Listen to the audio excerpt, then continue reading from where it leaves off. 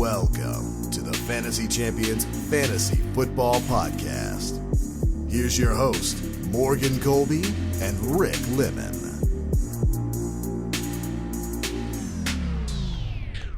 Welcome back to the pod. My name is Morgan Colby. I got Rick Lemon with me as always. What's poppin', Rick? What's up? What's up? Welcome to Fantasy Champions Fantasy Football Podcast. I love ranking episodes. They're always fun, even though, because we all in fantasy football, we spend a ton of time thinking about the top 12 to 15 guys at every position besides quarterback and tight end, and not a lot of time thinking about the later rounds. Like, it's always about the first 3 to 4 rounds, and everyone's like, I'll just take whatever I want. It's like, yeah. But I love ranking shows because we get to rank the guys that are at the top and the guys that we have as our favorite. Even though I've gotten to the point where I'm like, I kind of like everyone. In the top especially, 12. and this was last year too. Like the first 2 rounds, or really the first round. Yeah. It's kind of like you're not going to get a bad pick in the first round. It's just like, no. How early is it? You know? Yeah, for sure. But anyway, we're going to talk about our top 12 running backs for fantasy football. Before we do that, check our website. I did it again. You called it too. I literally cannot do that anymore. But anyway, follow us on Twitter, Instagram, Facebook, TikTok. Just type the FF Champs, Fantasy Champions. You'll find us on any platform. If you're listening on Apple Podcasts, Spotify, Stitcher, or any other podcasting platforms, leave a review. Share this podcast with your friends. My God, I can't talk. Blah. If you're watching on YouTube, subscribe, click the bell for notifications, like and comment down below. Do all this stuff. You guys support the pod. Thank you. We appreciate the people who listen. That's a great way to support us, but we only grow if you do the things I just listed. Yes, sir. All right, let's talk about some running backs. Let's do it. We're gonna do this similar to the way we did wide receivers last week. And break them down into quarters, I hope. But it's going to be a little more challenging because Rick and I decided that we were going to have completely different rankings in this entire list. Yeah, a little bit. So I will list my first, and then Rick's, okay. And then we will kind of discuss a little bit about why we have them the way that we do and discuss.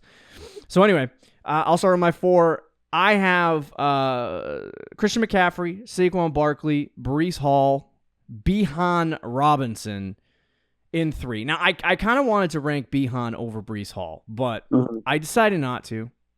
It's very close between those 2 guys. Yeah. But there's one shocking guy on the list that I think everyone's going to be like, oh, Saquon. I think the expert consensus has shake and bake. I think running it's back 6. RB6, yeah. Yeah. So that's high. But it sounds like he's one of my guys this year. Yeah, for sure.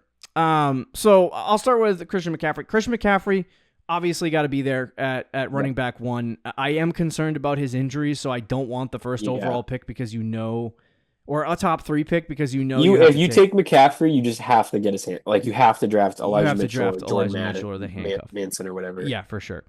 But McCaffrey will be there. So, if you're in the top 3, I would likely choose a wide receiver over CMC unless the top receivers are gone. I have a question. So, if you're picking first overall, are you taking Jamar Chase? Because that's your wide receiver 1, right? Or Tyreek Hill or CeeDee Lamb, one of those guys? Yeah, one of those guys, yeah. And it might change before we get to a draft, but... I don't necessarily... last year, CMC was, the clear first overall pick to me. Mm-hmm. This year, to me, if you want to go with wide receiver first overall, I wouldn't blame you for that. Yeah, it's not bad. But anyway, yeah, so CMC. He's going to be there one. Saquon Barkley, to me, moves up 5 or 6 slots because you know what Saquon was on a terrible football team. When he was healthy and he was ready to go and he was playing football effectively. Last year he averaged 15 points per game, which puts him in the top 12 to 13. on a bad football team with not a lot of scoring opportunities that wasn't in the Super Bowl 2 years ago. Right. He is an elite running back who now has a very good offensive line and a very good offense, essentially giving him opportunities. He's going to get, we saw Swift last year, or was it Swift? Yeah. We saw Swift last year actually have large amounts of success early in the season. Later in the season, he kind of tailed off. But early in the season, he had 27, 14, 17, 16, 17, and then 10 and 14. And then after the bye week, he kind of just collapsed. But when they give him the full gamut of opportunities, Saquon Barkley is going to take advantage. He can score a touchdown at any time. He has the opportunity to be the running back one in fantasy football, which is why I have him at 2, because if I overplay this slightly and he doesn't perform it that way and he's right around 5 or 6, I still have a really good running back, but I do think the ceiling is worth playing him up into that 2 slot. So that's why I have Saquon Barkley 2.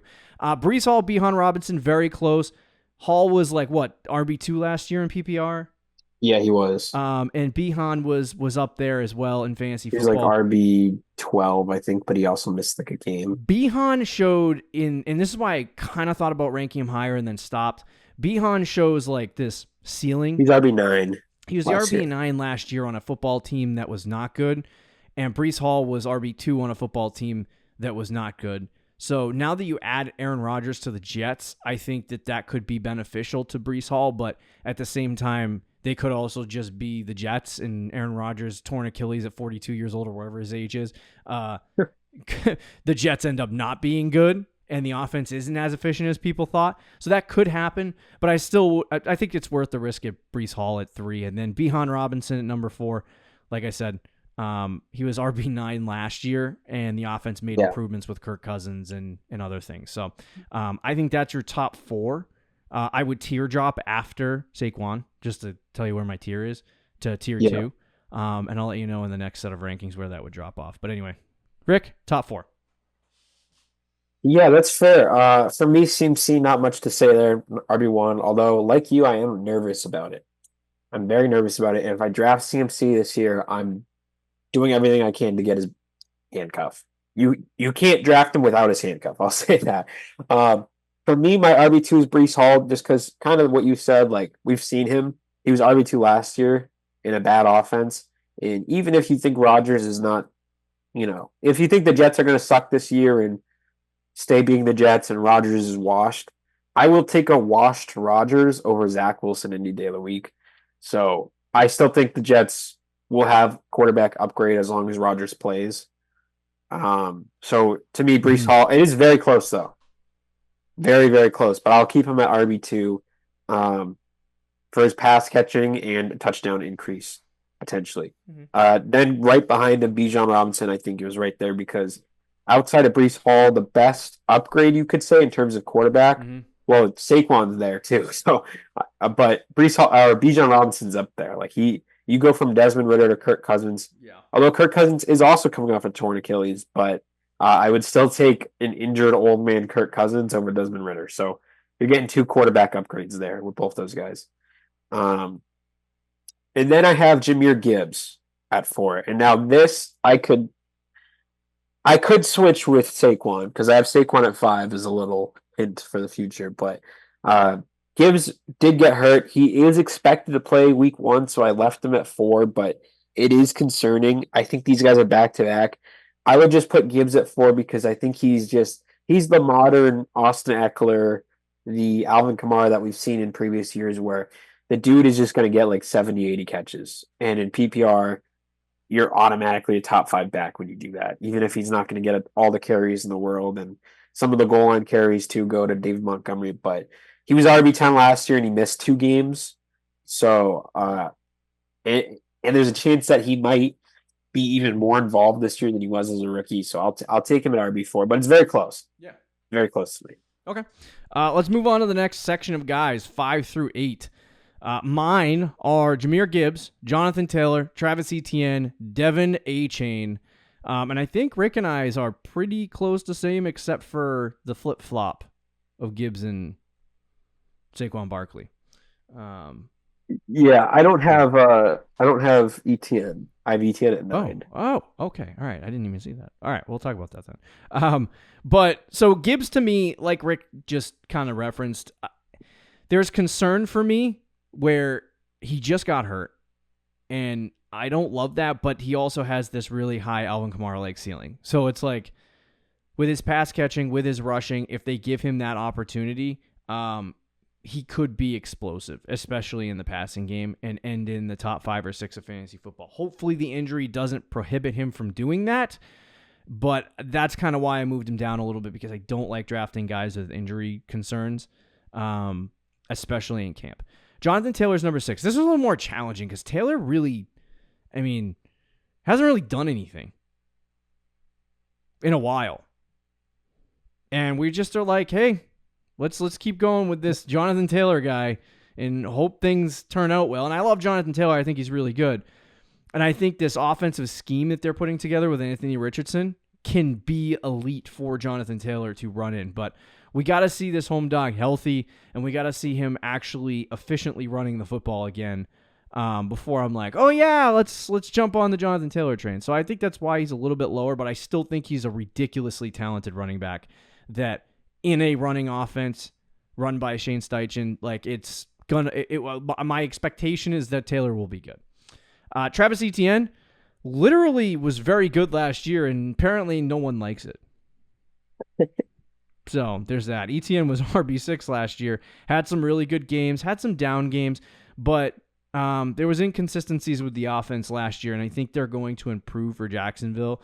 So having him at running back 6 or 7 is not a bad range. I actually would love to get Etienne in the 2nd round or 3rd round if that's where he ends up falling to.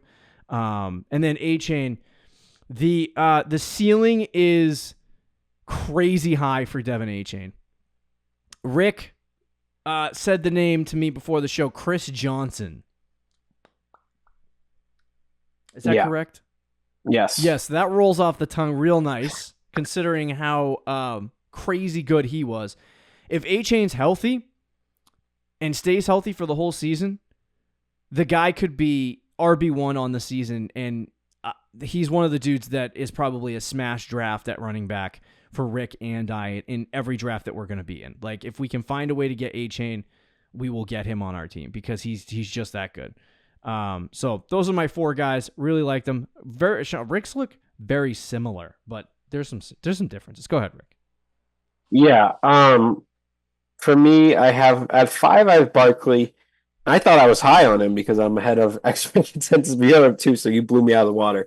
I might put him at 4 depending on the Gibbs situation. I think I agree with everything you said about Barkley. I think age and injury do come into play a little bit, and the tush push still exists. So we'll have to see kind of how it plays out, but I'll definitely be trying to draft Saquon this year. I have Jonathan Taylor at 6, and I'll be honest, I kind of agree with you. I thought about moving him all the way down to 8 or 9. Mm-hmm. Like, I think you could, for me personally, the 6 to 9 tier of these next 4 running backs, even though I'm not going to talk about 9 yet, are all in the same tier to me. And I have Taylor at 6 just because we have seen it before. I know it's been a while, as you said, but he was the RB1 in 2021. And he's the last RB1 since Christian McCaffrey. So we have seen him be that elite running back. Mm-hmm. Last year, when he only played 10 games, but when he did play, he looked really good. Yeah. His first game, he came back from injury, only a 15% snap percentage. And then his second game, he had a 42% snap percentage. So they were kind of easing him into it. But after that, he had 21, 10, 17, 14, 21, 10, 17, 27. So he was kind of back to being an elite running back after that. But it is nervous, especially with Anthony Richardson, right? Mm-hmm. I think Anthony Richardson might take away some goal line touchdowns. So we'll see. But he is Jonathan Taylor. I think when he's healthy, he's still one of the best running backs in the league. And I think he might, even though there's concerns with him, he at the same time might have a higher floor than these next 2 guys that I have, which is Kyren and Devin A-Chain, who both exploded last year onto the scene. I'll start with Kyren, who, as long as he is the RB1 there, which, it's Sean McVay. After Cam Akers and even before Cam Akers, like the Todd Gurley stuff, it's very hard for me to trust Sean McVay. It is. But when Kyron was out there and he was the RB1, he was a machine. Like he was top. I think he was RB7 and he only played in 12 games. So like the dude was outside McCaffrey. I think he was the RB2 in points per game. Like he was a beast. It's just about trusting McVay. I think if you draft Kyron, I would really try to draft Blake Corman, who they drafted in the 3rd round as a handcuff, and kind of stack those guys. Because if Sean McVay decides one day like I'm done with you and throws Kyron in the trash, you have Blake Corman there on your bench. So, but I do really like Kyron. I will be drafting him. Yeah. And then Devin Achane, my guy, at RB8. Oh yeah, he is risky, so that's why he's RB8. But his ceiling is as high as anybody. Mm-hmm. And I did mention Chris Johnson because he's a guy that can just explode. He can take you can be backed up at your own goal line, he could take it 90 yards. Yeah. Like he's that type of player. He's got that type of speed. He's explosive. He's a pass catching running back as well. Playing in a high efficient offense. There was only 2 guys last year that scored 50 fantasy points, and he was one of them. The other was Jamar Chase. Christian McCaffrey got 48, so he was close. But in terms of like a week-to-week basis, he probably has the highest ceiling of any running back outside of McCaffrey in terms of just what he can do on any given week. But there are concerns. You know, his frame isn't really – he's not going to get 300 touches. He's not going to be a workhorse. They're going to use multiple running backs. And there's a chance of injury there based on his size. So there are concerns with Achane. But if you're going for the home run pick, you take Devin Achane. And I guess that's 8 right there. So those are my top 8. Sounds good. All right, let's talk about 9 through 12 and complete the show here in expeditious fashion. This is great. There we go. So 9 for me is Kyren Williams, 10 is Derrick Henry, 11 is Rachaad White, and 12 is Isaiah Pacheco. Honestly, after number 9, I was talking about teardrops. Like I would we both agree on this. Tier 1, CMC, Saquon Barkley. Tier 2, probably Breece Hall, Behan, Gibbs. I guess we can add Taylor and Achane, Kyren. I get that. To me, that's all. You could add another tier after like Jahmyr Gibbs, but I'll put them all in tier 2. After that, it's kind of like anybody's bet, anybody's guess. But it gets tough out here. So let's start with Kyren. Kyren's in that top 9 for me that I think is really good. Everything Rick said is absolutely correct. I had him last year on my fantasy team in the home league, and I ended up trading him away for receivers. But my God, did I love having this dude on my fantasy team. There's a connection there. So who knows? Maybe he'll make a return. But Kyren Williams is very, very, very good. And when the Rams find a running back that's a superstar and they force feed him the rock, it's very good for fantasy football. So I think Kyron's going to be good. I think if they give him all the opportunity that he got last year, he'll continue to have success. I will say, just looking at his build and looking at the type of player that he was, it was the amount of work they were giving him was bound to happen that he would get hurt. So I think Blake Corum is the guy that they bring in just to spell Kyren Williams so he doesn't get hurt like he did last year. But if he's getting even remotely close to what he was last year workload-wise, he should be fine for fantasy football. And like Rick said, what was his rank in the top? In 12 games played, he finished, 7? Yeah, he was RB7 in 12 games. That's crazy. So I think he was RB2 in points per game. The only reason why I don't have him ranked higher is specifically because of the I think they brought in Corum to spell. I'm surprised you got Achane over him though. After all the I think Kyren has a better chance of finishing higher than Achane. I just think Achane has a higher ceiling, and I like me when you're drafting in the top 10, 12. I like ceilings more than anything else. Derrick Henry's an old man, but he also happens to be on a football team called the Baltimore Ravens that love to run.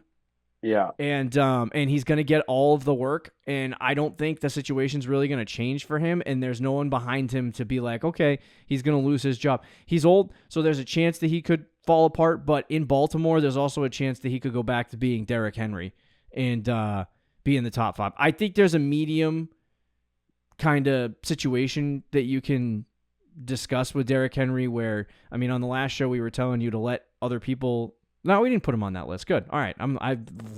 Hold on a second. That's later this week. Yeah. I'm confusing it. But anyway, yeah, he's a guy that I'm not really like running after to draft because of his age and the fact that he really hasn't been hurt, and there's a possibility that could happen. So I'm a little bit nervous about Derrick Henry, but at value, if he ends up being a value to me, I'd consider drafting him. It's just one of those things where it's like, he's older, injury history. He's 30 years old. Not really a guy that I'm chasing after. Rachaad White, young, gross, had a good season last year. He was the RB9 in fantasy football, 254 fantasy points. It was not an efficient RB9, but I will say, start the season was kind of tough for him. From week 7 all the way to 17, Rachaad White was the RB2 in fantasy football and PPR. Whoa. Yeah, he was very good. The first start of the season, not so much. Back half of the season, very good. I don't know what this means. I can't really decipher any of this because I don't really believe in the Bucs. I think the Bucs are kind of trash. So they did make the divisional round last year. Yeah, because their division sucks. So are they this year's Giants where they make the second round of the playoffs one year and then win like 6 games the next? 6 games the next. Yeah, that could be the case. But no, Rachaad White, I would, to be honest with you, don't know why I even ranked Derrick Henry behind Rachaad White. In front of Rachaad White, because I actually would probably in drafts draft Rachaad White ahead of Derrick Henry, so maybe that will change. But I love Rachaad White. I think there's a chance for him to do similar things to what he did last year. If he can consistently do it over a whole season, then you have something there. But I don't mind him. And then Isaiah Pacheco, I'm done. I don't know what to do with Pacheco, so I'm just going to rank him 12 here and call it a day. Fair enough. Because he's been good, but I don't really like him. So is that. That's fair. For me, so I'll start my number 9 guys, Travis Etienne. That kind of ends that top 9 tier. We both agree that that's the top 9. It's just different order. I would like I said, I'm tempted to even put Travis Etienne, A-Chain, and Kyren over JT. I think they're all interchangeable to me. I know on Underdog though, so best ball, Travis Etienne is RB11. I've been smashing that. So I do still really like Etienne, even though I have him at 9. I just think A-Chain and Kyren kind of have that elite ceiling that I don't know if Etienne has, that our top 3 finish type of thing. But Etienne's very, very good, especially when he's a 3rd round pick. In an Underdog, I think I got him in the 4th round the other day. So I'm smashing that. My RB10 is Isaiah Pacheco, your arch nemesis. I hear you, man. I get it, but he is the starting running back there in the Kansas City Chiefs, which is a elite offense. And he had a very good year last year. So I'll take Pacheco. I think he was RB15, but he missed 3 games. Mm-hmm. So, but he's the workhorse there. Clyde doesn't exist anymore. Clyde's out of the picture. They really just run with Pacheco. So he's a guy that could get he had 250 touches last year in 14 games. So if he plays a full 17, he could get 300 touchdowns. 300 touchdowns would be insane. 300 touches. 300 touches. In the Chiefs offense. So to me, I'll take that. It is kind of gross though. There's a big teardrop after 9. So this is the first of the gross tier. Then I have Derrick Henry right after, kind of for all the things you said. He's really gross. I really don't want to draft him, but he is in the Ravens offense that runs the ball a lot, so he should get a lot of rushing touchdowns. But last year, he was RB8, right? And he had 12 rushing touchdowns, 280 carries. But the dude has no receiving. He had 36 targets last year, 28 catches, no receiving touchdowns. Yeah. I don't think that's going to change. I think he has 0 receiving work in Baltimore. Or not 0, but he's going to get 25 catches. 25, 30 catches, which compared to all these other guys, they're getting 40 plus. So his receiving isn't quite there. And he's a 30-year-old running back who has had some injury history. I just don't like it. But again, he's in Baltimore, so I do understand, on a week-to-week basis, he's probably a good shot for getting a touchdown every single week. So I do understand it, but I don't love it. And then my RB12 is Josh Jacobs. Oh. Josh Jacobs. So I did consider Rashid White here for some of the things you said. I just think he's kind of gross. Like he had under 4 yards of carry last year, and I agree with you that the Bucks are kind of gonna take a hit this year. So it's like I don't know how much I really want to invest in that. And Josh Jacobs is playing on the Packers, a team that I think is pretty good. They made the playoffs last year, and I think they're ascending. So similar to Saquon, not quite at that level, but Jacobs is entering a situation that is probably better than it's been since, or at least a couple years with the Raiders. Like the Raiders were really bad last year. And now he's going to a Packers team with a pretty good offensive line and a really good offense. It's just a matter of how much they use him, but he put up probably is going to be really efficient this year, which I like, and he's stable. Like I don't think he's got maybe the ceiling of a Rashid White, but he's going to be very stable, and I think at where he's going, it's fine. And it is gross. I mean, actually, on Sleeper, he's going at 27, so that's totally on Underdog. He's like pick 50. So at 27, I'd probably be out on him. But if based on like Underdog ADP, I like him a lot more. Okay, but I will say it's gross after the top 9. It gets real gross. Okay, there you go. I mean, I do. I will say Josh Jacobs in Green Bay. I like that a little more than I let on. So he might move in. Derrick Henry might move out. Yeah. Who knows? But anyway, there you go. There are the top 12 running backs for fantasy football. We are cruising through draft month, getting closer and closer to the end of the NFL draft. Man, I am all the way back in freaking March. The NFL season. Thanks for listening, guys. Be sure to like and comment, do all that good stuff. Talk to you later. See ya. Thank you for listening to the Fantasy Champions Podcast. Make sure you subscribe on iTunes and YouTube and follow us on Twitter @TheFFChamps.